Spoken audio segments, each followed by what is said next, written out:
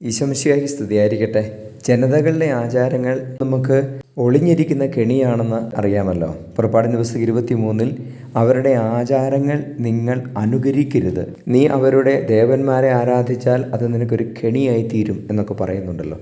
Mobile ആപ്പുകളെ പോലെയാണ് ഈ ജനതകളുടെ ആചാരങ്ങൾ പലപ്പോഴും. ഓരോ ആപ്പ് നമ്മൾ ഡൗൺലോഡ് ചെയ്യുമ്പോൾ അതിൽ നമ്മളൊരു പെർമിഷൻ കൊടുക്കുന്നുണ്ട്. നമ്മൾ അറിയാതെ തന്നെ നമ്മളുടെ മൊബൈലിലേക്ക് കയറി രഹസ്യമായ ഡേറ്റകൾ പോലും മോഷ്ടിച്ചുകൊണ്ട് പോകാനുള്ളൊരു കെണി അതിൻ്റെ ഉള്ളിലുണ്ട്.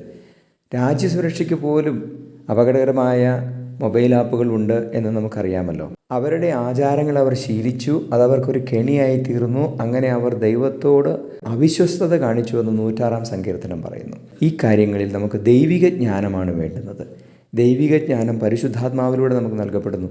പരിശുദ്ധാത്മാവെ വരണമേ നമുക്ക് പ്രാർത്ഥിക്കാം. വചനം ഓർമ്മിപ്പിക്കണമേ, സത്യവിശ്വാസം പഠിപ്പിക്കണമേ. ആമേൻ.